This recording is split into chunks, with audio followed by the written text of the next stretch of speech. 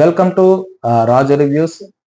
చాలా మంది సోనియా గారి పెళ్లికి నిఖిల్ వెళ్ళలేదు, వీళ్ళ దగ్గర మధ్య ఏదో ప్రాబ్లమ్స్ ఉన్నాయి, గొడవలు ఉన్నాయి, సో కాబట్టి అందుకే వెళ్ళలేదు. సో సోనియా గారు బిగ్ బాస్ హౌస్ లోకి వెళ్ళి మళ్ళీ నిఖిల్ నామినేట్ చేయడం, సో అవన్నీ ఏంటంటే గనక కొంచెం నెగిటివ్ గా మాట్లాడారు. సో ఈ అన్నాటికి ఫుల్ స్టాప్ పెడుతూ ఆయన ఒక ఇంటర్వ్యూలో చెప్పారు, నిన్న ఇంటర్వ్యూలోనే చెప్పారు. ఏం చెప్పారంటే గనక, యాంకర్ అడిగారు అసలు సోనియా గారు మ్యారేజ్ కి మీరు ఎందుకు వెళ్ళారంటే గనక, నేను అవుట్ ఆఫ్ స్టేషన్ లో ఉన్నాను, సో ఆ టైంకి అందుబాటులో లేను.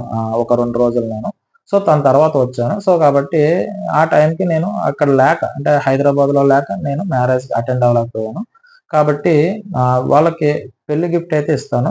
సో, వెళ్లి కలుస్తాను అన్నట్టుగానే ఆయన చెప్పారు. అంటే అంత పాజిటివ్‌గానే చెప్పారు. సో, ఇక్కడ మీరు అంటే వాళ్ళిద్దరికి మధ్య పెద్ద పెద్ద విభేదాలైతే ఏమి లేవు.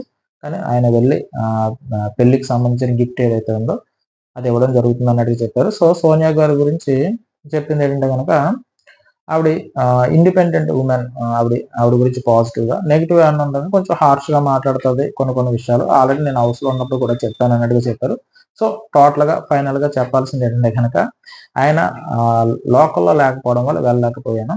ఔట్ ఆఫ్ స్టేషన్‌లో ఉన్నాను కాబట్టి, సో, వెళ్ళి ఆ మ్యారేజ్ గిఫ్ట్ ఏదైతే ఉందో అది ఇవ్వడం జరుగుతుందన్నట్టుగా చెప్పారు. సో, అంతా పాజిటివ్‌గానే. సో, ఆయన చెప్పిందే చెప్పాను. కొత్త విషయాలైతే ఏం కాదు. సో, ఆయన ఇంటర్వ్యూలో చెప్పిందే నేను చెప్పాను. సరే, నేను చెప్పిన విధానం మీకు ఎవరికైనా నచ్చినట్టయితే నా ఛానల్ సబ్స్క్రైబ్ చేయండి, ఓ లైక్ కొట్టండి. బాయ్ అండి.